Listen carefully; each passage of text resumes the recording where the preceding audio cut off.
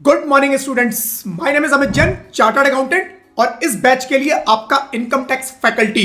आज जो फ्रेंड्स ये वीडियो आप देखने वाले हो, ये मेरे लाइव बैच का रिकॉर्डिंग है।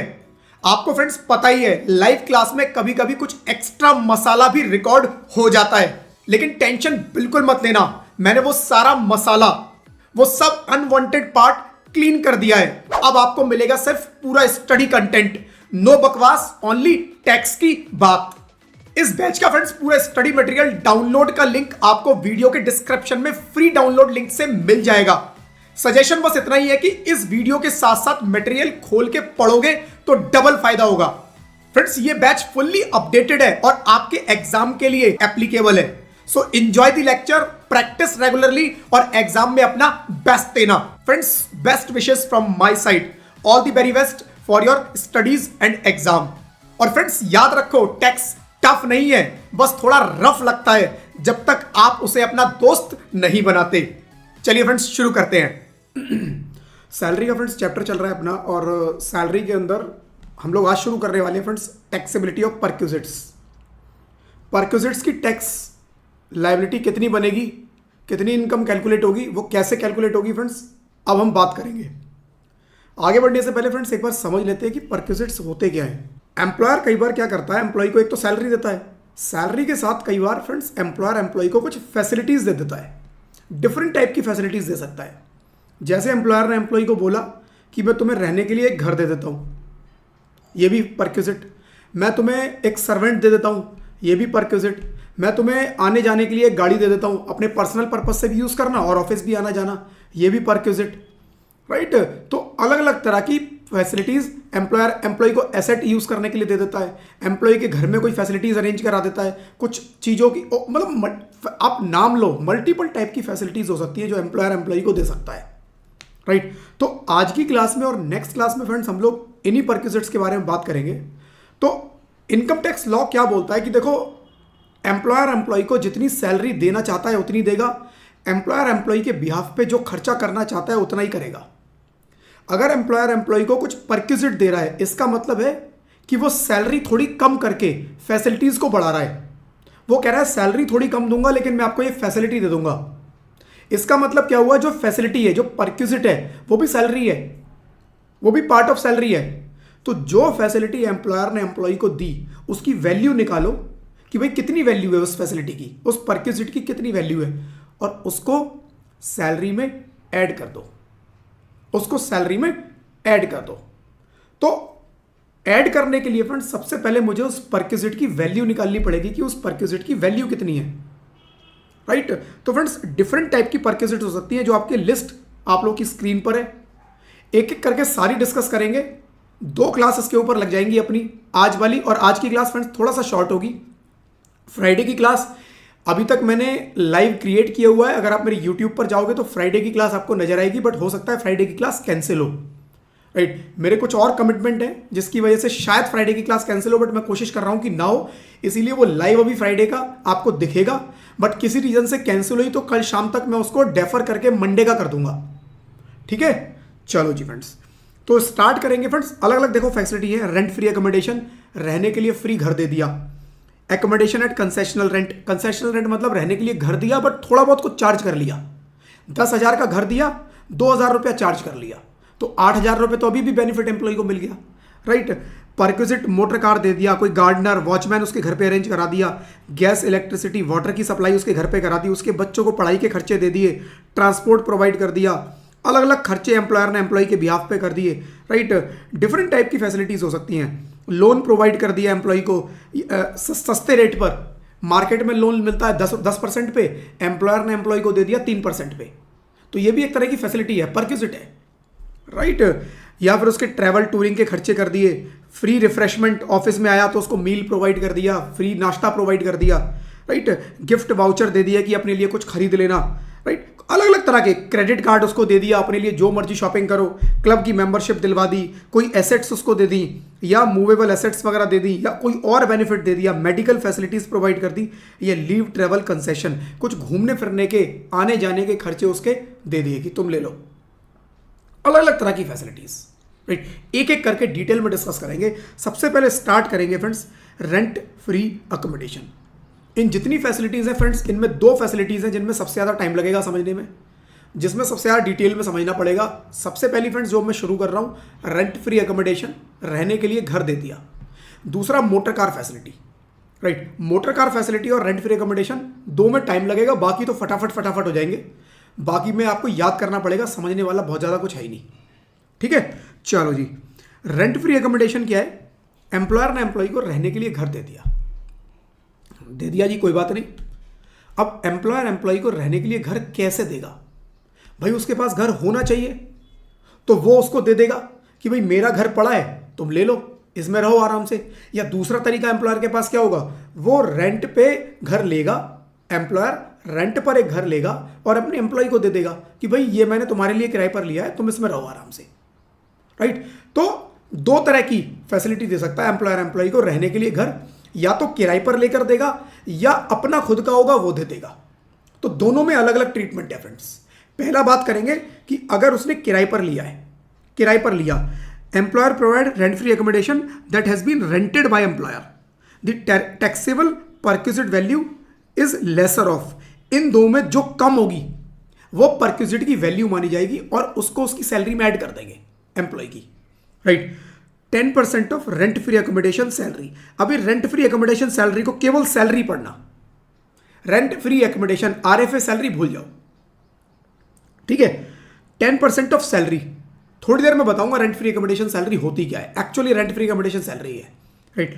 10% ऑफ सैलरी, मान लो सैलरी निकल के आई महीने की रेंट फ्री अकोमोडेशन 50,000 रुपए, तो कह रहा है इसका 10% 5,000 रुपए ले लो ये। दूसरा rent paid by employer, employer rent पे करता है 8,000 रुपये सपोज इस प्रॉपर्टी का, दोनों में जो कम हो 5,000, ये इसकी सैलरी में ऐड कर दो, ये इसकी सैलरी में ऐड कर दो, right. If employee salary is 10 lakhs, employer pay 80,000 as rent, the taxable amount will be 80,000, ठीक है। अगर फर्नीचर भी प्रोवाइड किया है, राइट, फर्नीचर भी प्रोवाइड किया है, कह रहा है अगर फर्नीचर भी कुछ दिया है उसके अंदर, तो फर्नीचर की वैल्यू का 10%, जैसे टीवी, रेफ्रिजरेटर, एयर कंडीशनर देता है ना एम्प्लॉयर ने, कहा भाई घर भी दे दिया, मैं साथ में तुम्हें फर्नीचर भी दे रहा हूं इसके अंदर, वो भी यूज करो तुम आराम से। तो जो भी उस फर्नीचर की एक्चुअल कॉस्ट है, ओरिजिनल कॉस्ट है, उसका 10% पर एनम, हर साल का 10%। तो एक साल के लिए दिया, 1 लाख रुपए का फर्नीचर दिया, तो 10,000 रुपए उसकी सैलरी में ऐड हो जाएंगे। लेकिन अगर 6 महीने के लिए दिया 1 लाख रुपए का फर्नीचर, तो 1 साल का 10,000, 6 महीने का केवल 5,000 रुपये उसकी सैलरी में ऐड करना है। तो जितने टाइम उसने यूज किया है उतने टाइम का ही ऐड करना है, ऐसा नहीं है पूरे साल का। कैलकुलेशन 10% पर एनम है, बट फॉर एक्चुअल मंथ्स, ठीक है। If the furniture is rented, अब फर्नीचर भी तो हो सकता है उसने रेंट पर लेकर दिया हो, फर्नीचर में भी दो केस, या तो अपना दिया तो 10% ऑफ ओरिजिनल कॉस्ट, अगर उसने रेंट पर दिया तो जो भी एम्प्लॉयर रेंट पे कर रहा है वही उसकी वैल्यू मानी जाएगी। एम्प्लॉयर ने रेंट पे किया 5,000 रुपए, तो ये 5,000 रुपए उसकी सैलरी में ऐड कर दो, ठीक है। तो मैं रिपीट कर देता हूं एक बार, क्या निकल के आया कि एम्प्लॉयर ने एम्प्लॉय को किराए पर, एम्प्लॉयर ने एम्प्लॉय को रहने के लिए घर दिया, वो किराए पर लेकर दिया, पहले उसे किराए पर लिया और एम्प्लॉय को दे दिया कि इसमें रहो। कितनी value? 10% of RFA salary, rent free accommodation salary. ये कैलकुलेट कैसे होगी ये भी बताऊं, राइट। 10% ऑफ आरएफए सैलरी और actual rent paid by employer which ever is less. दूसरा, एम्प्लॉयर ने एम्प्लॉय को फर्नीचर भी दे दिया, फर्नीचर दिया, खुद का फर्नीचर दिया था, तो 10% of actual furniture cost per annum के हिसाब से इनकम में ऐड कर। अगर किराए पर लेकर दिया तो एक्चुअल जो भी किराया है वो उसकी सैलरी में ऐड कर दो। जितना भी एम्प्लॉयर किराया पे कर रहा है, मान लो एम्प्लॉय का यही बेनिफिट है, ऐड कर दो, ठीक है। तो एक तो फ्रेंड्स ये हो गया। अब उसके बाद दूसरा हो सकता है when employer provide owned accommodation, अपनी खुद की एकोमोडेशन, उसका खुद का घर है, उसके खुद के 10 घर पड़े हुए हैं, 10 फ्लैट हैं, अपने एम्प्लॉय को दे दिए, इसमें तुम रहो, इसमें तुम रहो, इसमें तुम रहो। एम्प्लॉयज को रहने के लिए घर दे रहा है, एम्प्लॉय का फायदा कितना बेनिफिट कैलकुलेट कर लो। तो उन्होंने बोला जी अगर देखो खुद का घर है, कोई रेंट तो वो पे कर नहीं रहा, खुद का घर है, तो उसकी वैल्यू कैसे निकालेंगे? कह रहा है पॉपुलेशन देखो, जिस जगह पर घर दिया है उसकी पॉपुलेशन देखो। भाई जितनी कम पॉपुलेशन घर उतना सस्ता होगा, रेंट भी उतना कम होगा। जितनी ज़्यादा पॉपुलेशन घर उतना महंगा और रेंट भी ज़्यादा। तो पॉपुलेशन के हिसाब से बोला, उन्होंने बोला अगर पॉपुलेशन 15 लाख तक है, जिस जगह घर दिया है उस एरिया की, उस जगह की पॉपुलेशन अगर 15 लाख तक है तो 5% of rent free accommodation salary. अगर उस एरिया की पॉपुलेशन 15 लाख से 40 लाख के बीच में है, 15 से ज्यादा लेकिन 40 तक है, तो 7.5% ऑफ आरएफए सैलरी निकाल लो। और अगर 40 लाख से भी ज्यादा है तो 10% ऑफ आरएफए सैलरी। तो कई बार फ्रेंड्स क्वेश्चन जो आपके एग्जाम में आएगा उसमें क्या करेंगे, वो आपको एक सिटी दे देंगे। Good morning Jugraj, good morning. आपको एक सिटी दे देंगे कि एम्प्लॉयर ने एम्प्लॉय को मुंबई में घर दिया, और वो ऐसी सिटी देंगे कि आप इजीली आइडेंटिफाई कर सकते हो कि इसकी पॉपुलेशन 40 लाख से ज्यादा या कम है, राइट। तो जैसे मुंबई दे दिया, दिल्ली दे दिया, बेंगलोर दे दिया, ऐसी बड़ी बड़ी सिटी के नाम दे दिए, और आपको ये नहीं बताया कि वहां की पॉपुलेशन कितनी है, तो आप खुद निकाल लेना कि भैया बड़ी सिटी है, 40 लाख से ऊपर होगी 10%। और चाहो तो नीचे एक सेफर साइड पे नोट भी लिख देना, राइट, इसका एक नोट भी लिख देना। तो मेरे को अगर एम्प्लॉयर का घर खुद का है तो कैसे निकालनी है परक्विजिट की वैल्यू, पॉपुलेशन के बेसिस पर।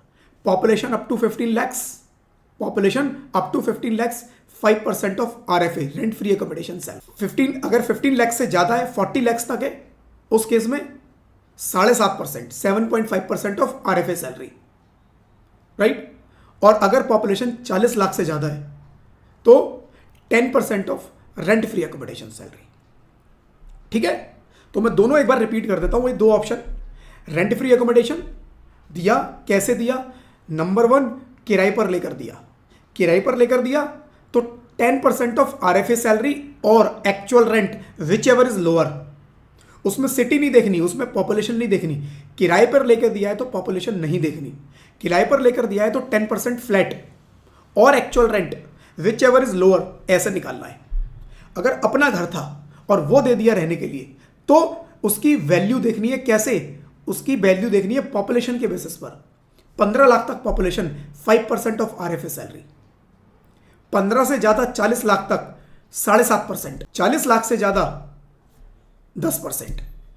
ठीक है, तो इस तरह से फ्रेंड्स आप लोग क्या करोगे, आप उसकी परक्विजिट की वैल्यू निकालोगे। एग्जांपल देख लेते हैं। मिस्टर रोहन है, बेसिक पे 60,000, right, and he is provided rent free accommodation in A city with population of 5 lakh. ऐसी सिटी में उसको घर दिया गया जहां की पॉपुलेशन ही 5 लाख है। परक्विजिट कैलकुलेशन 5 लाख का मतलब क्या हुआ, अब इसमें आगे परक्विजिट की calculation, rent free accommodation salary 60,000 उस इंटू 12 720, राइट। इसका कितना निकालेंगे 5%, क्योंकि 15 लाख तक 5%, राइट। 720 का 5% 36,000। Mister Rohan has basic salary 60,000 per month and is provided rent free accommodation in A city with A population of 15 lakh. With A population of 15 lakh, word है up to 15, यानी 15 भी 5% वाली कैटेगरी में आएगा, राइट।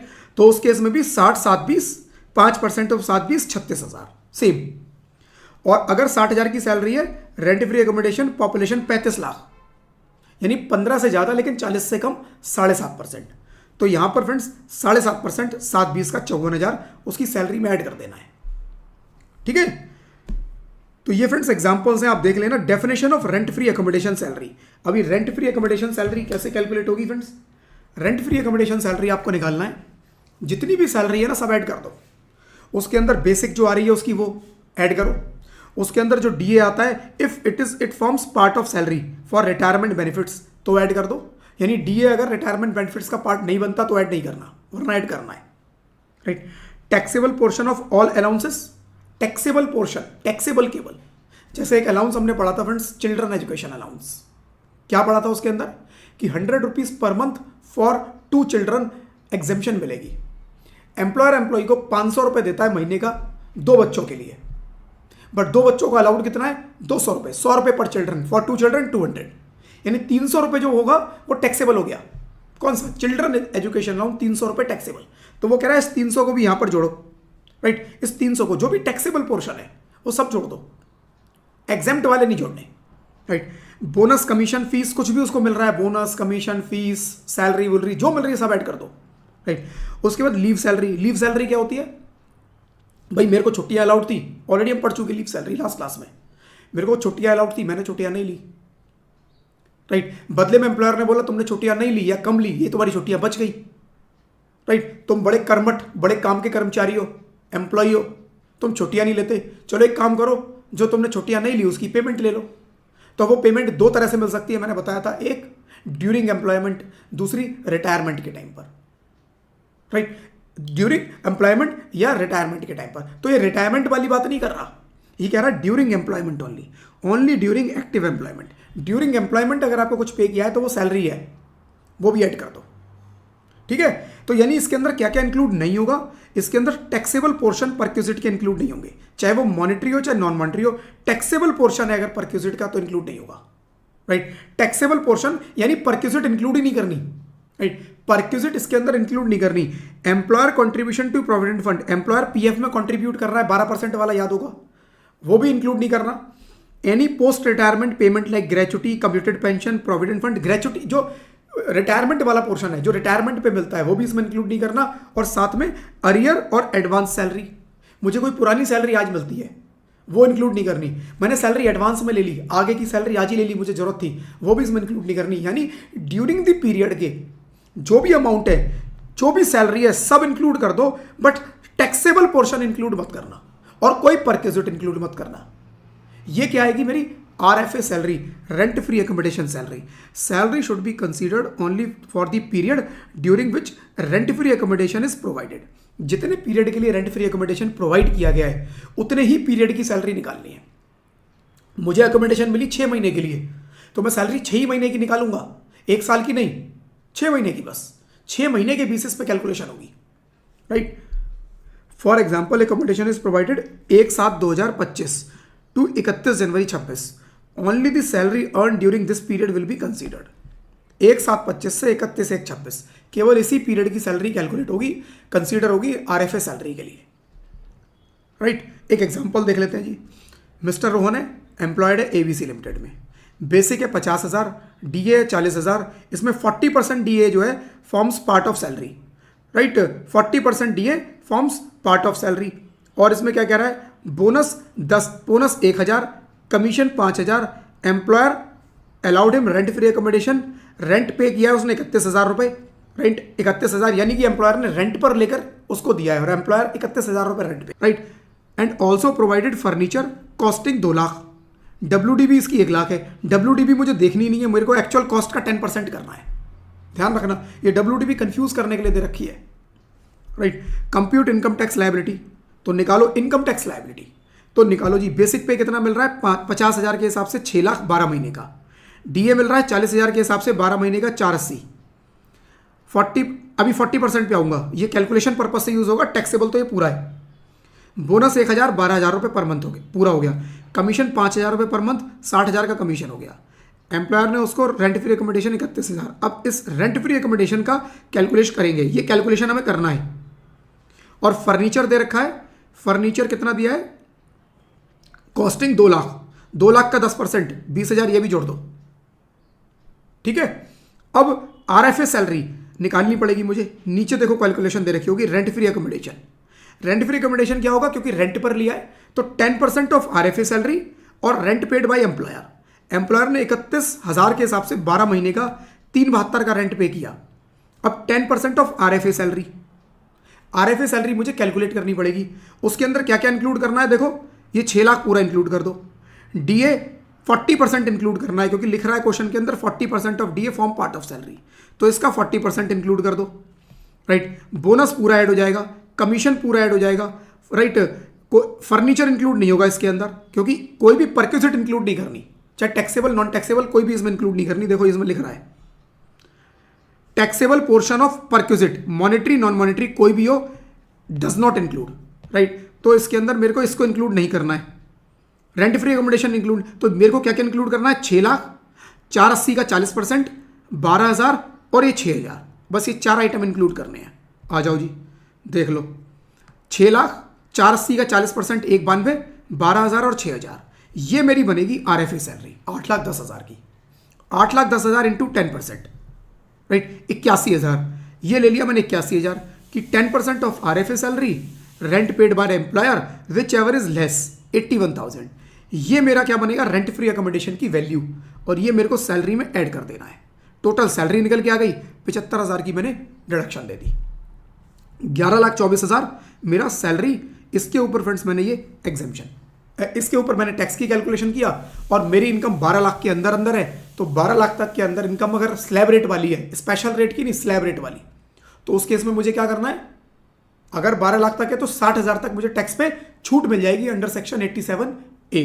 तो वो मेरे को 87A में पूरी पूरी छूट मिल गई, टैक्स लायबिलिटी निल। ठीक है, डन। चलो, और भी फ्रेंड्स इसके अंदर कुछ क्वेश्चंस दे रखे हैं। क्वेश्चन सैलरी के चैप्टर में बड़े सारे हैं, सारे करने हैं, इंपॉर्टेंट चैप्टर है, राइट। चलो जी, अब बात करेंगे रेंट फ्री अकोमोडेशन प्रोवाइड किए किसे, for central statement government employee, central या स्टेट गवर्नमेंट। अगर सेंट्रल या स्टेट गवर्नमेंट का एम्प्लॉय है और गवर्नमेंट अपने एम्प्लॉय को कुछ रेंट फ्री अकोमोडेशन देती है, देखो क्या होता है, प्राइवेट सेक्टर में क्या होता है, मनमानी होती है। ये एम्प्लॉय बहुत अच्छा है, इसको बहुत बड़ा बंगला दे दिया, बैंगलो दे दो उसको बड़ा सा, राइट। किसी को छोटा सा, मतलब अपने हिसाब से डिसाइड होती है सारी चीजें, सब चीज अपने हिसाब से। इसलिए गवर्नमेंट को बीच में आना पड़ता है, रूल बनाने पड़ते हैं कि भाई वैल्यू कैसे निकलेगी। लेकिन गवर्नमेंट के केस में ऐसा नहीं होता, गवर्नमेंट में फिक्स होता है, इस ग्रेड का ये मिलेगा, इस ग्रेड का एम्प्लॉय है तो ये मिलेगा, इस ग्रेड का एम्प्लॉय है तो ये मिलेगा। आपको आपकी ग्रेड के हिसाब से रूल फिक्स होते हैं, सब कुछ फिक्स होता है। इसीलिए यहां पर कैलकुलेशन भी थोड़ी इजी मिलेगी आपको। मैक्सिमम जगह आपने देखा गवर्नमेंट के एम्प्लॉय में रिटायरमेंट बेनिफिट एग्जेम्प्ट थे काफी सारे। यहां पर भी एग्जेम्प्ट नहीं है, बट यहां पर रूल आसान है, कैलकुलेशन आसान है। यहां क्या बोलता है, when central state government provide accommodation to employee, perquisite value of the accommodation will be licence fees. Licence fees मतलब रेंटल फीस, एक तरह से कि रेंटल वैल्यू जो गवर्नमेंट ने रेंटल वैल्यू डिसाइड कर रखी है, बस वही उसकी परक्विजिट मान ली जाएगी। ज्यादा दिमाग लगाने की जरूरत नहीं है। 10% ऑफ RFA या पॉपुलेशन के हिसाब से देख लो, कुछ करने की जरूरत नहीं। आपको अगर गवर्नमेंट एम्प्लॉय का हायर चांसेस है, गवर्नमेंट एम्प्लॉय का आएगा ही नहीं, क्योंकि इजी सॉल्यूशन है। अगर आ गया तो उसके अंदर दिया होगा कि लाइसेंस फीस इतनी है, बस वही RFA इंक्लूड कर देना, कुछ नहीं करना उसमें। ठीक है, determined in accordance with the government rules, ये गवर्नमेंट रूल्स के हिसाब से डिटरमाइन होते हैं। ठीक है, the licence fee become the taxable amount for the employee. तो जो भी लाइसेंस फीस है वो गवर्नमेंट एम्प्लॉय के केस में लाइसेंस फीस एक तरह से rental value determined by government, वही ऐड हो जाएगी। Provided furniture provided along with accommodation. अब फर्नीचर भी प्रोवाइड किया। फ्रेंड्स फर्नीचर की एक बात बता दूं, कॉमन फर्नीचर जिस मर्जी केस में प्रोवाइड किया हो, चाहे रेंट फ्री अकोमोडेशन एम्प्लॉयर ने रेंट पर लेकर दी, या अपना घर दिया, या गवर्नमेंट एम्प्लॉय के केस में लाइसेंस फीस के थ्रू हमने निकाला, फर्नीचर की वैल्यू एग्जैक्टली सेम है। फर्नीचर की कैलकुलेशन हर केस में सेम है। क्या? 10% ऑफ एक्चुअल कॉस्ट।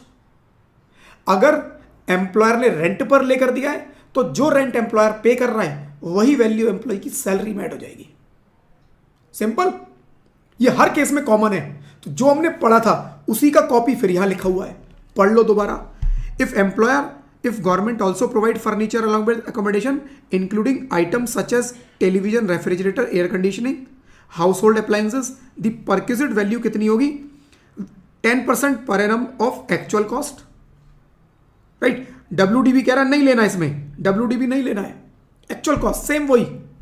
या फिर if furniture is rented by government, the rent paid by government for the furniture will be considered the perquisite value, exactly same। दोबारा पढ़ने की भी जरूरत नहीं है, right. If Rohan employed central government provided A fridge 3 months, fridge उसको provide किया 3 महीने के लिए कि भाई 3 महीने फ्रिज अपने यहां रख लो, उसके बाद हम इसे उठा के ले जाएंगे, फिर तुम देखो क्या करना है, right. And the rent paid by government for fridge 4,000, rent पर लिया 4,000 रुपए का फ्रिज उसे दे दिया, तो टैक्सेबल परक्विजिट 4,000 रुपए उसकी सैलरी में ऐड हो जाएगा। ठीक है, चलो जी। Taxability of furniture for both government employ and other employ follow the same principle, बिल्कुल सेम है। Taxation of accommodation occupied from a later date, मतलब वो क्या कह रहा है, उसको घर दिया, सपोज उसको घर दे दिया सपोज 1 जुलाई 25 से, उसको बोला जी एम्प्लॉयर ने तुम्हें 1 जुलाई 25 से हमने घर दे दिया, लेकिन एम्प्लॉय एक्चुअली उसमें रहने के लिए कब से आया? 1 अक्टूबर 25 से। एम्प्लॉयर ने एम्प्लॉय को 1 जुलाई 25 को दे दिया, लेकिन एम्प्लॉय रहने आया 1 अक्टूबर 25 से। तो क्वेश्चन आता है कि परक्विजिट वैल्यू कितनी होगी, कब से काउंट करेंगे, कितने महीने के लिए काउंट करेंगे, 1 जुलाई से 31 मार्च लूँ या 1 अक्टूबर से 31 मार्च? तो आंसर इज 1 अक्टूबर। 1 जुलाई कब उसने दिया, हमें इस डेट से कोई मतलब नहीं है, कब उसने उसको ऑक्यूपाई किया। भाई उस फैसिलिटी को अगर मैंने अवेल ही नहीं किया, एम्प्लॉयर ने बोल दिया भाई मैंने तुम्हारे नाम पे एक फ्लैट एलोकेट कर दिया है, तुम आना इसमें रहना आराम से, मैं रह ही नहीं रहा उसमें, मेरा कोई मतलब नहीं उससे, तो मैं उसका उस फैसिलिटी का पे मैं टैक्स क्यों दूंगा? मैं उस फैसिलिटी को तब टैक्स दूंगा जब मैं उस फैसिलिटी को एंजॉय करूंगा। If I am not enjoying that facility, I am not going to pay tax on that facility. ठीक है, तो उस फैसिलिटी पे मुझे कोई टैक्स नहीं देना अगर मैंने उसको एंजॉय नहीं किया। तो मैं एंजॉय कब से करूंगा उस फैसिलिटी को? मैं एंजॉय करूंगा 1 अक्टूबर, तो मेरी डेट 1 अक्टूबर से स्टार्ट होगी। तो आपको अक्टूबर, नवंबर, दिसंबर, जनवरी, फरवरी, मार्च 6 महीने की आरएफए सैलरी कैलकुलेट करके 6 महीने की हिसाब से सारी कैलकुलेशन करनी है। ठीक है, दूसरा ये एग्जाम्पल भी दिया हुआ है, if employ is provided accommodation 1 July, अच्छा एग्जैक्टली वही दी है, and occupies it on 15 August. 1 जुलाई को उसको घर दे दिया गया लेकिन उसने 15 अगस्त से उसको ऑक्यूपाई किया है, तो परक्विजिट वैल्यू 15 अगस्त से निकलेगी। ठीक है, चलो जी अगला पॉइंट। फ्रेंड्स ये एग्जांपल दिए हुए हैं बीच में काफी सारे, प्लीज इसको कर लेना। कुछ भी डाउट आता है नेक्स्ट क्लास में मेरे से चैट बॉक्स में पूछ लेना, लेकिन क्वेश्चन बिना किए एग्जाम में दाल नहीं गलने वाली। जितने मर्जी कॉन्सेप्ट क्लियर करा दूं मैं, भूल जाओगे कॉन्सेप्ट, लेकिन अगर आपने उनकी प्रैक्टिस की है तो कॉन्सेप्ट दिमाग में सेट हो जाएंगे। ठीक है, तो बहुत जरूरी है कि आपने कॉन्सेप्ट कर लिए हैं। Taxation of accommodation provided eight 2 places, 2 जगह पर अकोमोडेशन दे दी। एग्जाम्पल ले लेते हैं 2 जगह पर कैसे देता है। नॉर्मली क्या होता है, देखो 2 जगह पर ऐसा होता है कि एम्प्लॉयर की पोस्टिंग है दिल्ली में, वो दिल्ली में पोस्टेड है। एम्प्लॉयर ने बोला with effect from 1/7/25, with effect from 1 जुलाई 25 तुम्हें मुंबई शिफ्ट होना है, राइट, तुम्हें मुंबई में ट्रांसफर होना है।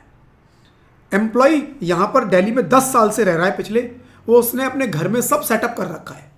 वो कह रहा है सर 1 जुलाई से मेरे को शिफ्ट होना है, सर कह रहा है मुझे टाइम लगेगा, थोड़ा सा शिफ्टिंग में टाइम लगेगा, शिफ्टिंग में टाइम लगेगा, कुछ टाइम के लिए मेरे को दिल्ली में भी जगह चाहिए और मुंबई में भी जगह चाहिए, क्योंकि मैं शिफ्टिंग करूंगा, टाइम लगेगा, मेरी फैमिली है, मैंने 10 साल से यहां पर रह रहा हूं, सर मेरा बहुत सामान है, मेरे यहां पर सारे बैंक अकाउंट्स हैं, मेरे बच्चों की यहां पर स्कूल चल रहा है, मेरी वाइफ का यहां पर ऐसा है, मतलब सब चीजें चलती हैं। होता है shifting, shifting is not easy task, खासकर तब जब आप एक जगह पर बहुत लंबे टाइम से रह रहे हो।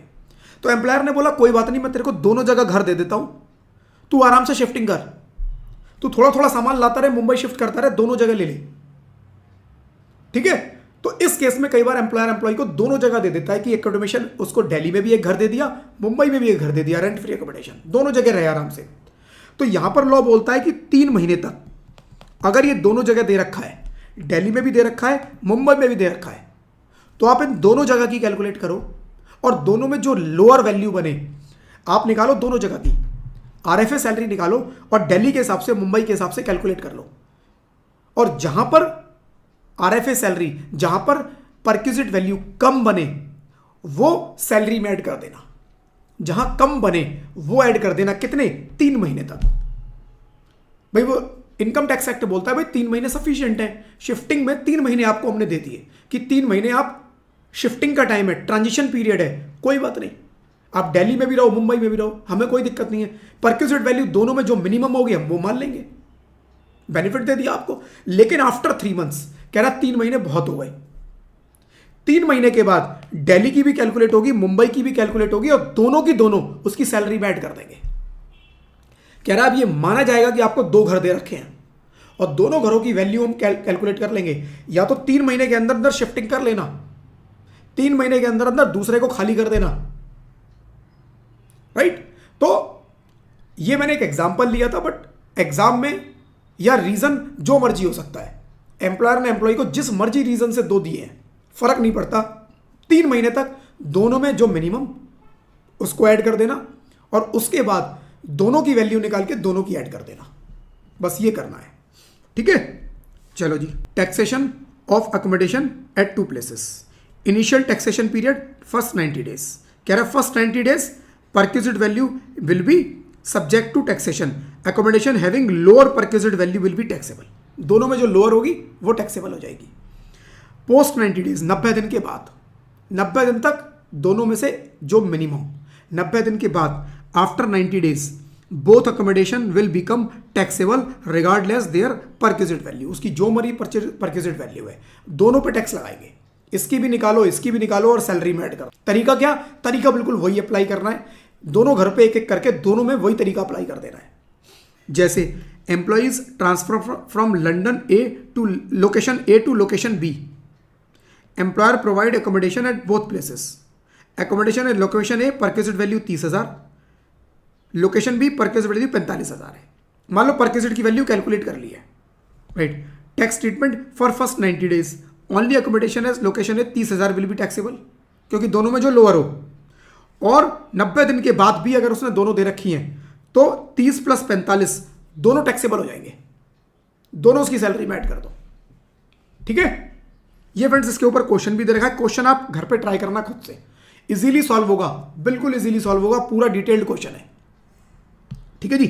चलो then friends, accommodation provided in hotel, कई बार एम्प्लॉयर एम्प्लॉय को बोल सकता है जी मैं आपको होटल में दे देता हूँ। होटल में कब देता है, नॉर्मली क्या होता है, एम्प्लॉयर एम्प्लॉय का ट्रांसफर होता है, एम्प्लॉय का ट्रांसफर होता है, तो एम्प्लॉय कहता है सर जहाँ मेरा ट्रांसफर हो रहा है वहाँ मेरे को घर ढूंढने में थोड़ा टाइम लगेगा, तो एम्प्लॉयर कहता है ठीक है जितना टाइम तेरे को घर ढूंढने में लगेगा तब तक मैं तेरे लिए होटल में जगह अरेंज करा देता हूँ, तू आजा सामान लेके, सामान यहाँ पर रख दियो और होटल में आराम से रहे। तो यहाँ पर लॉ बोलता है जी अगर आपने 15 दिन तक 15 डेज तक अगर होटल में फैसिलिटी प्रोवाइड की है तो कह रहा है हमें कोई दिक्कत नहीं है, 15 दिन तक वैल्यू इज निल, 15 दिन तक प्रोवाइड की कोई दिक्कत नहीं, निल, क्योंकि होता है मजबूरी होती है सब कि बंदा इतनी दूर से आ रहा है और अब यहाँ आके घर ढूंढेगा, अब वो अपनी पॉकेट से होटल में रहे, अपनी पॉकेट से खर्चा करे, तो वो एम्प्लॉयर एम्प्लॉय को फैसिलिटी दे देता है, जेन्युइन है।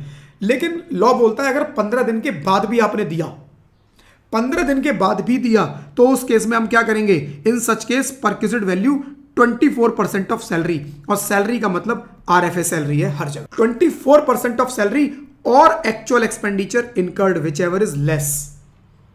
बाकी सब केसेस में कितना था, RFA सैलरी का 10%, या पॉपुलेशन के हिसाब से 15 लाख तक 5, 15 से ऊपर 40 तक 7.5, 40 के ऊपर 10% RFA सैलरी का अगर घर दिया।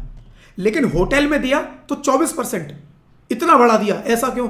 वो कहते हैं जी होटल जो है ना महंगे आते हैं, होटल सस्ते नहीं होते, जो आप घर किराए पे लेते हो मंथली के हिसाब से वो बहुत सस्ता पड़ता है, राइट।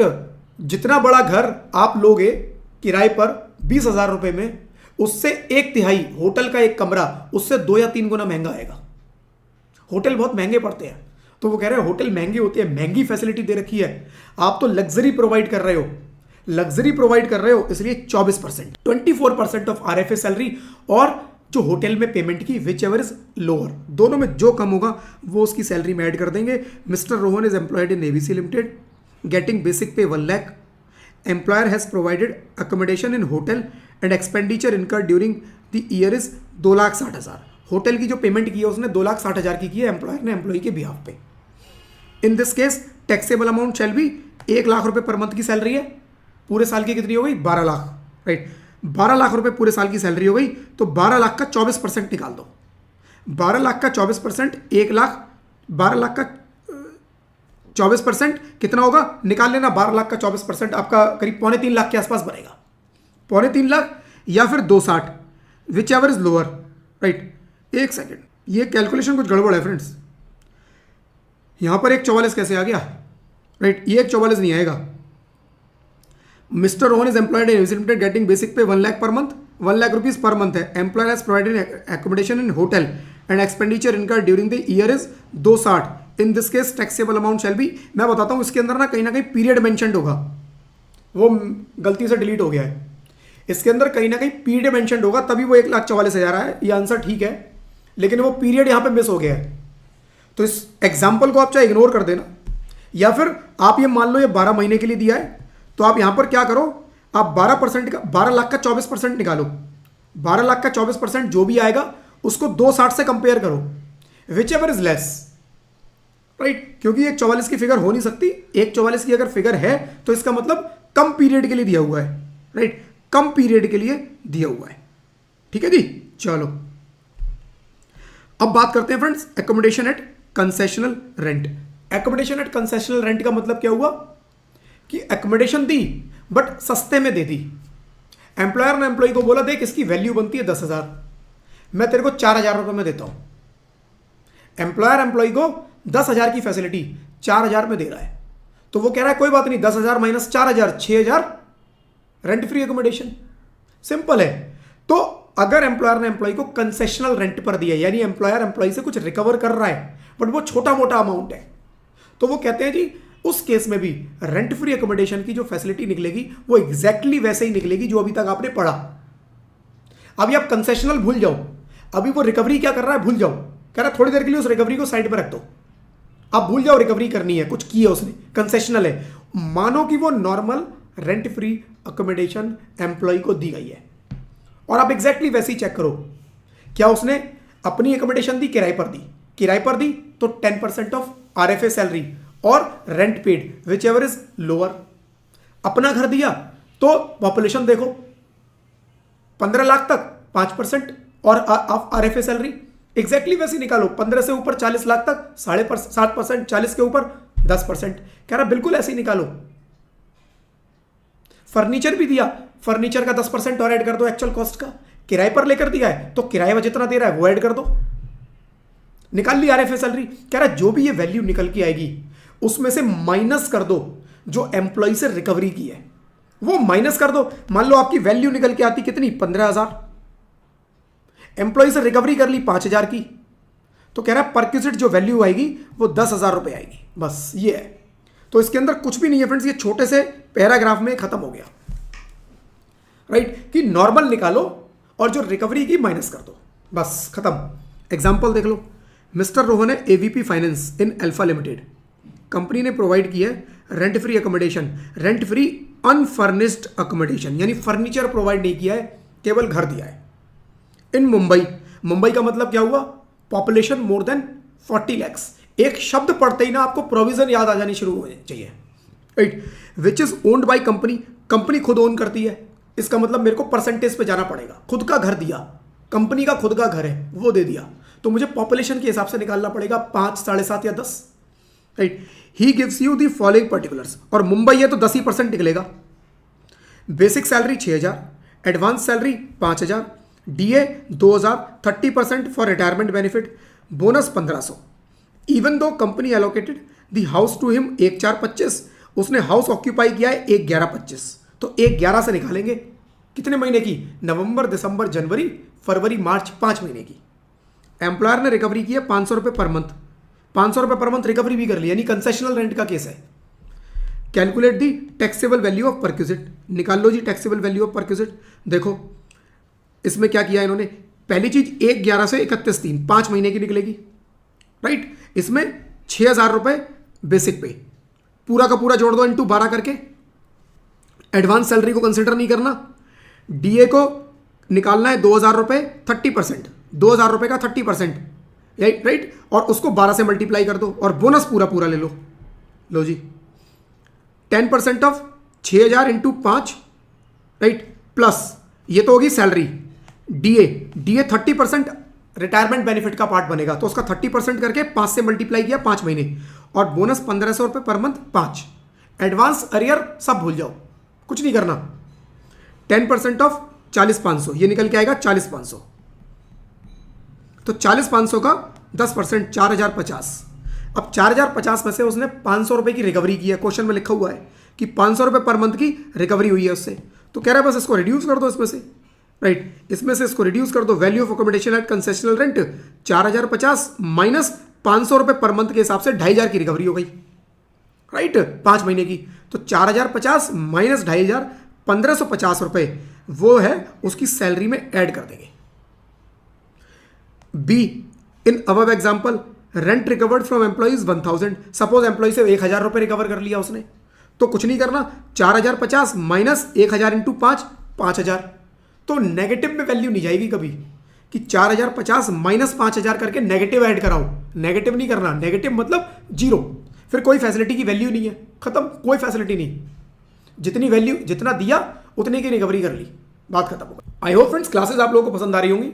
क्लासेस पसंद आ रही है तो इस वीडियो को लाइक कर देना, चैनल पे अगर आप लोग नए हैं तो चैनल को सब्सक्राइब भी कर देना, नोटिफिकेशन बेल पे भी क्लिक करना, सो दैट फ्यूचर की फ्रेंड्स जो मैं रिवीजन क्लासेस इसके बाद लगाने का प्लान कर रहा हूँ या और भी जो क्लासेस या मेरी वीडियोस आएंगी आपके सब्जेक्ट से रिलेटेड, उनके वीडियोस के नोटिफिकेशन आप लोगों तक सबसे पहले पहुंचे। उसके लिए जरूरी है कि आपने चैनल को सब्सक्राइब किया है एंड नोटिफिकेशन बेल पे क्लिक किया है। ठीक है, चलो जी अब समझते हैं meaning of monetary and non monetary perquisite. Friends meaning यहां इसलिए बता रहा हूं कि अभी आगे जाके ना काफी सारी परक्विजिट्स आएंगी, काफी सारी फैसिलिटीज आएंगी, वहां हम ये वर्ड बहुत यूज करेंगे कि monetary non monetary. Normally monetary से मतलब क्या होता है, पैसा जिसमें इन्वॉल्व होता है। मॉनेटरी मतलब मॉनेटरी बेनिफिट, पैसे का बेनिफिट। मॉनेटरी मतलब जहां पैसा इन्वॉल्व है, ठीक है, तो वो मेरा मॉनेटरी। अब यहां पर फ्रेंड्स मॉनेटरी और नॉन मॉनेटरी में इनकम टैक्स ने अपनी डेफिनेशन दी है, हमें उसकी डेफिनेशन के हिसाब से चलना है। मैं एग्जांपल के साथ बताता हूं, ये पढ़ने की जरूरत नहीं है, ऑलरेडी वैसे मैं बता चुका हूं ये, बट मैं रिपीट कर देता हूं, राइट। इसको पढ़ने की भी जरूरत नहीं है, कॉन्सेप्ट समझ में आ गया तो आप इजीली आइडेंटिफाई कर लोगे, क्योंकि देखो मॉनेटरी का ट्रीटमेंट अलग है, नॉन मॉनेटरी का अलग है। अगर आपने आइडेंटिफिकेशन में गड़बड़ कर दी कि ये फैसिलिटी मॉनेटरी है या नॉन मॉनेटरी है, तो समझ लो आपने आंसर गलत ही निकालना है, क्योंकि दोनों के डिफरेंट ट्रीटमेंट है बिल्कुल। ठीक है, तो फर्क समझो पहले भाई, एक हुई मॉनेटरी और एक हुई नॉन मॉनेटरी। एग्जाम्पल के साथ समझते हैं। एम्प्लॉयर है, एम्प्लॉयर अपने एम्प्लॉय मिस्टर ए को बोलता है जी आपके घर पे काम बहुत होता है, आपके घर पे काम बहुत होता है, मैं आपको एक सर्वेंट दे देता हूं, मैं आपको एक सर्वेंट दे देता हूं। ठीक है, और एम्प्लॉयर ने क्या किया, एक सर्वेंट को हायर किया मार्केट से, सर्वेंट को खुद ही हायर किया, ढूंढ के लाया, और सर्वेंट मिस्टर ए के घर पे भेज दिया कि मिस्टर ए की हेल्प करना, उसका खाना बनाना है, उसके घर की सफाई करवानी है, सब काम देख लेना, मिस्टर ए को कोई परेशानी नहीं होनी चाहिए। एम्प्लॉयर ने सर्वेंट को उसके घर भेज दिया। सर्वेंट को हायर किसने किया, एम्प्लॉयर ने। सर्वेंट की पेमेंट कौन करेगा, employer. What is this, this is non monetary. Employee को पैसे से कोई लेना देना नहीं, अरेंजमेंट से कोई लेना देना नहीं, ना ही एम्प्लॉय अरेंज करेगा, ना ही एम्प्लॉय पेमेंट करेगा, नॉन मॉनेटरी। केस नंबर 2, दूसरा केस, एम्प्लॉयर ने सर्वेंट प्रोवाइड नहीं किया, एम्प्लॉयर ने मिस्टर ए को बोला सर्वेंट तुम ढूंढ लो, सर्वेंट तुम ढूंढ लो। ए ने एक सर्वेंट ढूंढ लिया, एम्प्लॉयर ने बोला मैं तुम्हें 10,000 रुपए प्रोवाइड कर दूंगा, तुम इसको पे करते रहना। एम्प्लॉयर ने बोला तुम सर्वेंट ढूंढ लो, मैं तुम्हें पे कर दूंगा, तुम इस सर्वेंट को पे करते रहना। This is monetary, this is monetary. दूसरा केस, एक और केस लेते हैं। एम्प्लॉयर ने बोला तुम ढूंढ लो, एम्प्लॉय ने ढूंढ लिया। अब एम्प्लॉयर क्या करता है, ए को पे नहीं करता, सीधा सर्वेंट को पे कर देता है 10,000 रुपए, सीधा सर्वेंट को पे कर देता है। इस सिचुएशन में क्या हुआ, अरेंज किसने किया, ए ने, ढूंढा किसने, ए ने, फैसिलिटी अरेंज किसने की है, ए ने, लेकिन फैसिलिटी को पेमेंट कौन कर रहा है, एम्प्लॉयर। तो ये भी फ्रेंड्स मॉनेटरी का केस बनेगा, मॉनेटरी। तो नॉन मॉनेटरी में क्या होता है, देखो नॉन मॉनेटरी में होता है कि एम्प्लॉयर ही अरेंज करेगा, एम्प्लॉयर ही पे करेगा। अगर फैसिलिटी अरेंज भी एम्प्लॉयर ने की, अगर फैसिलिटी की पेमेंट भी एम्प्लॉयर ने की, तो वो नॉन मॉनेटरी परक्विजिट मानी जाएगी। अगर फैसिलिटी अरेंज एम्प्लॉय ने की, फैसिलिटी की पेमेंट भी एम्प्लॉय कर रहा है और एम्प्लॉयर उसे रीइंबर्स कर रहा है, तो ये मॉनेटरी परक्विजिट की डेफिनेशन में आएगा। या फिर फैसिलिटी अरेंज एम्प्लॉयर ने की बट पेमेंट एम्प्लॉय कर रहा है, तब भी मॉनेटरी में आएगा। अरेंज एम्प्लॉय ने की बट एम्प्लॉयर डायरेक्टली उस फैसिलिटी की पेमेंट कर रहा है, तब भी मॉनेटरी में आएगा। नॉन मॉनेटरी में केवल और केवल सिर्फ एक कंडीशन बनती है फ्रेंड्स, कि अरेंज भी एम्प्लॉयर कर रहा है और पेमेंट भी एम्प्लॉयर कर रहा है डायरेक्टली। एम्प्लॉय का ना अरेंजमेंट से कोई लेना देना है, एम्प्लॉय का ना कोई पेमेंट से लेना देना है, एम्प्लॉय केवल फैसिलिटी को एंजॉय करेगा। फैसिलिटी मिल गई, मैं तो एंजॉय करूंगा, बस खत्म बात। ये बनेगा नॉन मॉनेटरी, कि यहां पर कोई एम्प्लॉय की, राइट, एम्प्लॉय के कोई मॉनेटरी बेनिफिट नहीं है। बाकी कुछ केसेस ऐसे बन सकते हैं जहां पर आपको लगेगा यहां पर भी एम्प्लॉय का कोई मॉनेटरी बेनिफिट नहीं है। जैसे एम्प्लॉय ने फैसिलिटी अरेंज कर ली, सर्वेंट एम्प्लॉय ने अरेंज कर लिया, बट एम्प्लॉयर डायरेक्टली सर्वेंट को पे कर दे, तो यहां पर आपको देखने में लग रहा होगा कि कोई मॉनेटरी तो है ही नहीं, एम्प्लॉय के हाथ में पैसा थोड़ी ना आया, बस अरेंजमेंट ही तो उसने किया है। बट यहां पर यह माना जाता है अरेंजमेंट एम्प्लॉय ने किया है, इसका मतलब यह हुआ कि यह एम्प्लॉय की लायबिलिटी थी जो एम्प्लॉयर बियर कर रहा है, ये एम्प्लॉय की लायबिलिटी थी जो एम्प्लॉयर बियर कर रहा है। और इस केस में फ्रेंड्स ये नॉन मॉनेटरी का केस बन जाता है, ये मॉनेटरी का केस बन जाता है, राइट। नॉन मॉनेटरी में फिर मैं रिपीट कर रहा हूं क्योंकि यहां गलतियां बहुत होती है फ्रेंड्स, ये टर्म अगली 2 क्लासेस में बहुत यूज होने वाला है, आज और नेक्स्ट क्लास दोनों में काफी यूज होगा। क्या? Monetary, non monetary. तो मेरे को किसी भी फैसिलिटी कौन सी है फर्क नहीं पड़ता, देखो फैसिलिटी जो मर्जी हो, मैं जो मर्जी नाम बोलूं फर्क नहीं पड़ता, उस नाम से फर्क नहीं पड़ता। पहले आपको ये आइडेंटिफाई करना है whether this facility is monetary in nature और नॉन मॉनेटरी इन नेचर, आपको ये निकालना है। कैसे निकालोगे? नाम को कर दो साइड, बस ये देखो अरेंजमेंट्स क्या है, अरेंजमेंट्स क्या है। अरेंजमेंट्स क्या एम्प्लॉयर ने अरेंज की, फैसिलिटी एम्प्लॉयर ने ढूंढी और उसको दे दी, और पेमेंट भी एम्प्लॉयर डायरेक्टली कर रहा है उसी फैसिलिटी को, तब क्या हो जाएगा? नॉन मॉनेटरी, कोई मॉनेटरी नहीं है। और इसके अलावा कोई और सिचुएशन बने तो वो मॉनेटरी है। मुझे मॉनेटरी वाली सिचुएशन गिनाने की जरूरत ही नहीं है, बस नॉन मॉनेटरी को अच्छे से समझ जाना, बस नॉन मॉनेटरी को अच्छे से समझ जाना। एक लास्ट टाइम फिर रिपीट कर देता हूं, नॉन मॉनेटरी कौन सी होंगी? एम्प्लॉयर अरेंज करे और एम्प्लॉयर ही डायरेक्टली उस फैसिलिटी को पे करे, एम्प्लॉय को नहीं, फैसिलिटी को। अगर एम्प्लॉय को पे कर दिया तो ये मॉनेटरी का केस बन जाएगा, ठीक है। अब इस कॉन्सेप्ट के साथ आगे बढ़ेंगे, इस कॉन्सेप्ट के साथ आगे बढ़ेंगे। इसको फ्रेंड्स आप पढ़ लेना, ये सब वही है जो मैंने आपको अभी अभी बताया है। नॉन मॉनेटरी वो होगा जहां पर एम्प्लॉयर अरेंज करे और एम्प्लॉयर ही पे करे। मॉनेटरी वो होगा जहां पर एम्प्लॉय अरेंज करता है और एम्प्लॉयर पे कर देता है, राइट। एग्जाम्पल दिए हुए हैं, नॉन मॉनेटरी परक्विजिट का समरी दे रखी है, एम्प्लॉयर अरेंजेस एंड पे डायरेक्टली फॉर फैसिलिटीज और सर्विसेज। मॉनेटरी परक्विजिट कौन से होंगे? एम्प्लॉय रीइंबर्स, एम्प्लॉयर रीइंबर्स करता है या फिर पे कर देता है directly for the expenses incurred by employee. Employee ने अरेंज किया और एम्प्लॉयर या तो पे कर दे, चाहे रीइंबर्स कर दे, या जो मर्जी सिचुएशन, दैट इज मॉनेटरी, ठीक है। अब आते हैं अगले, perquisite in case of specified employees. कुछ परक्विजिट ऐसी बोली जो स्पेसिफाइड एम्प्लॉइज के केस में टैक्सेबल होगी, यानी चेक करना पड़ेगा कि एम्प्लॉय स्पेसिफाइड है या नहीं है। अगर एम्प्लॉय स्पेसिफाइड निकल आया तो टैक्सेबल होगी, और एम्प्लॉय स्पेसिफाइड नहीं निकला तो टैक्सेबल नहीं होगी। एम्प्लॉय स्पेसिफाइड निकल आया तो टैक्सेबल होगी, अगर एम्प्लॉय स्पेसिफाइड नहीं निकला तो टैक्सेबल नहीं होगी। कुछ ऐसी फैसिलिटीज हैं, राइट। कौन कौन सी फैसिलिटीज हैं? देखो ये 5 हैं। मोटर कार फैसिलिटी, एम्प्लॉयर ने एम्प्लॉय को एक गाड़ी दे दी पर्सनल यूज के लिए। फैसिलिटी, पर्सनल फैसिलिटी की जब भी बात होती है वो पर्सनल यूज के लिए होती है, ऑफिशियल नहीं, पर्सनल की बात होती है, राइट।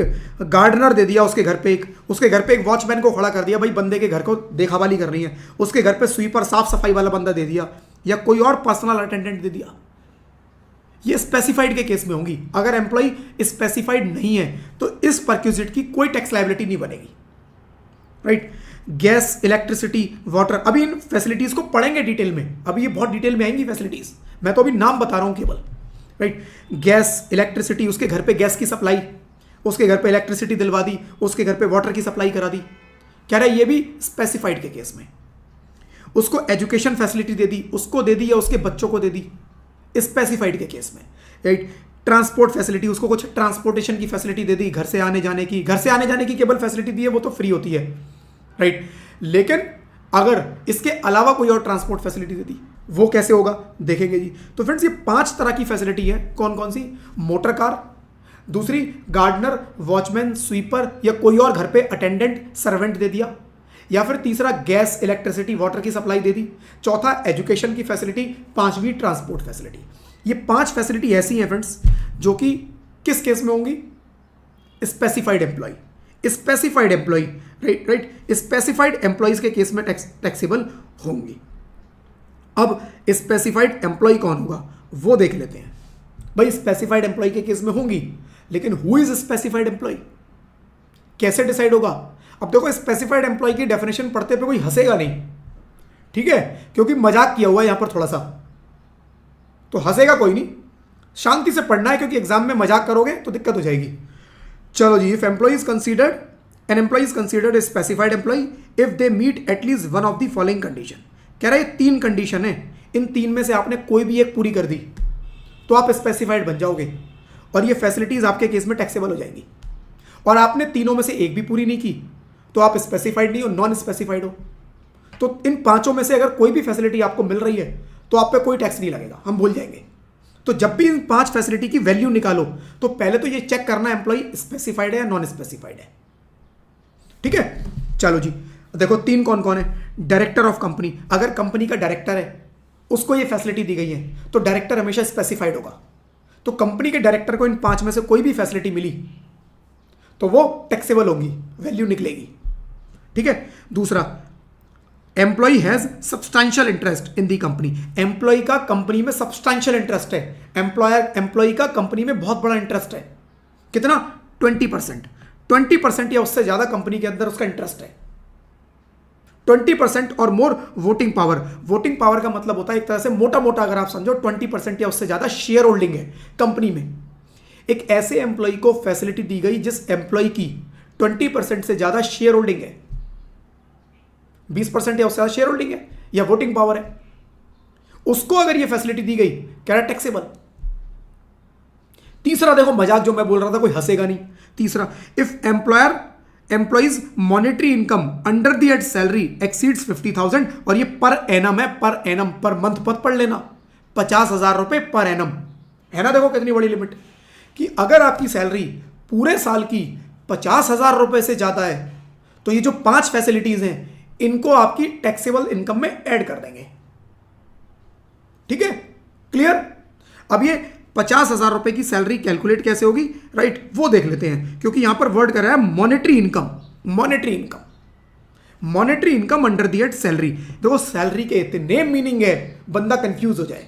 कितने मीनिंग आप पढ़ चुके अब तक सैलरी के, बट ये सारे सैलरी के मीनिंग्स को मैंने नीचे एक जगह पर डिफाइन किया हुआ है, एक जगह पर, बट लास्ट में देखना उसको, पहले पूरा चैप्टर डिटेल में, फिर उसकी समरी देखना।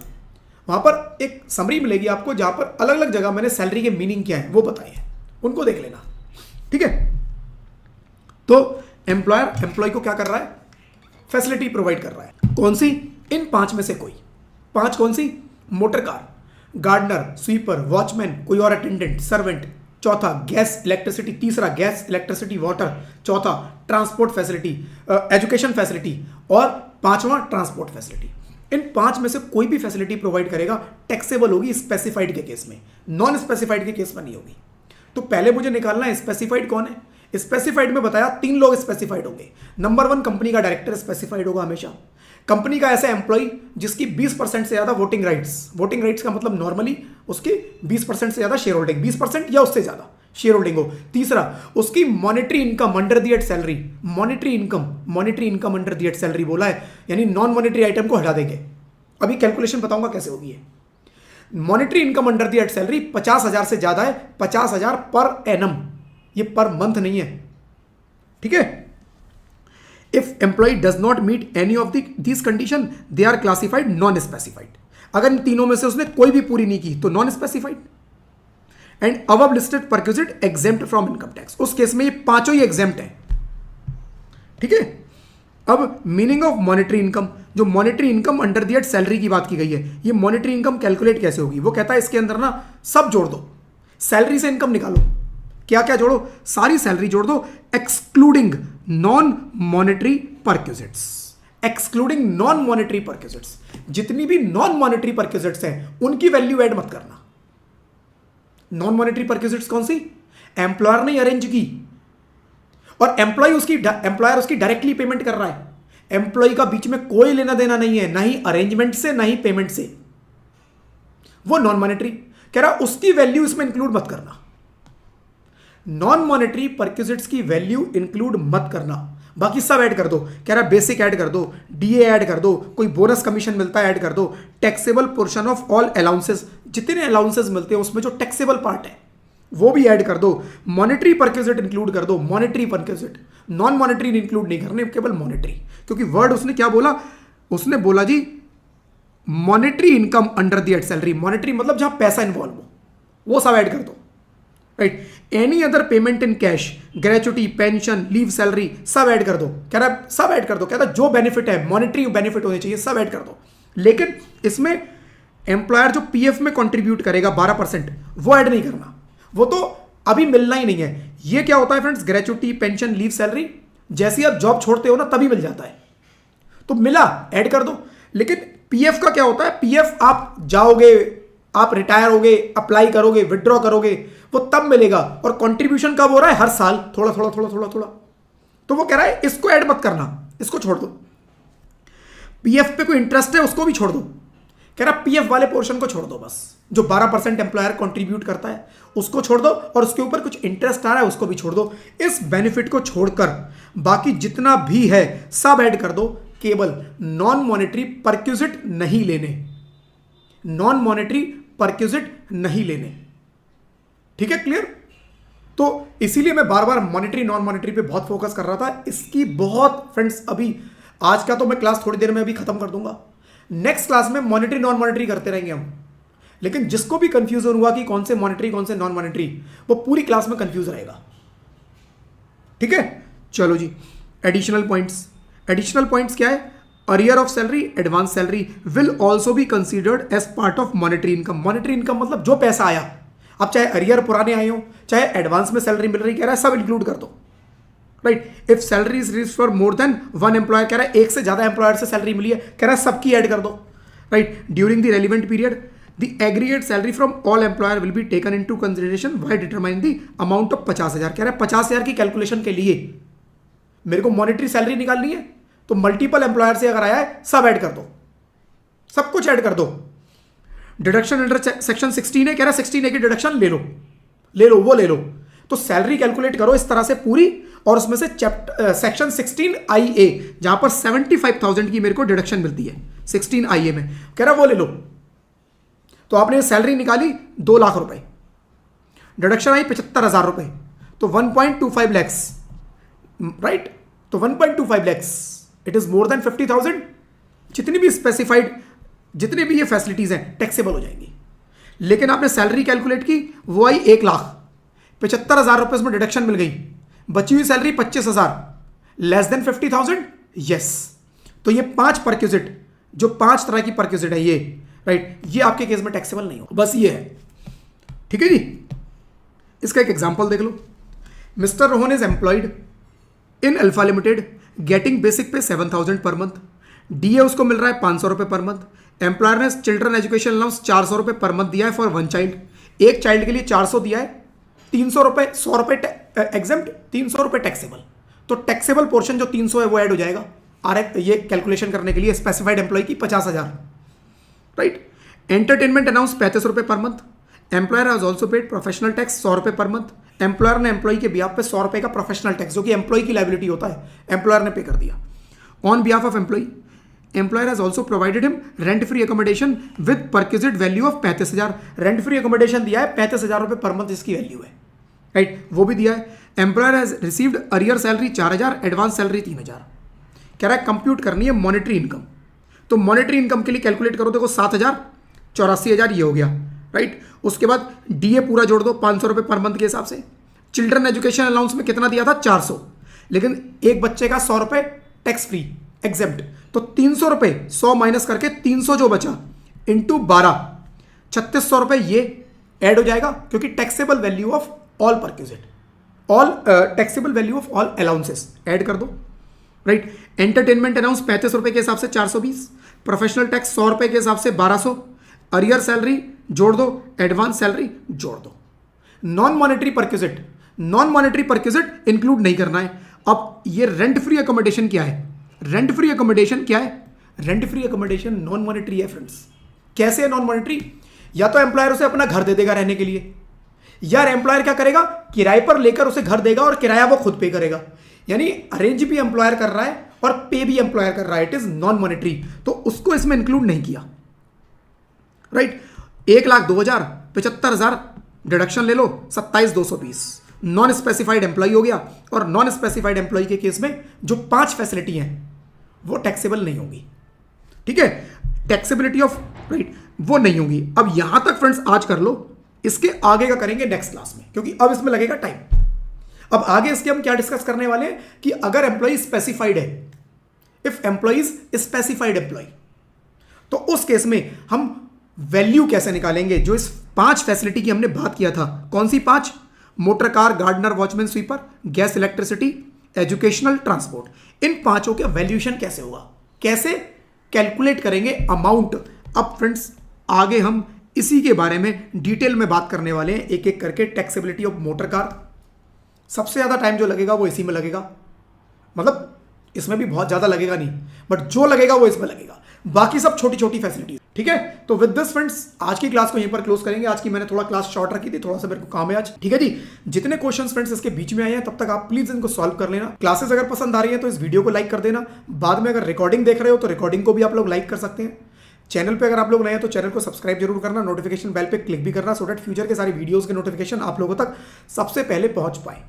ठीक है जी फ्रेंड्स, अभी की क्लास को फ्रेंड्स मैं यहीं पर क्लोज करूंगा। Thank you friends, thank you, bye bye.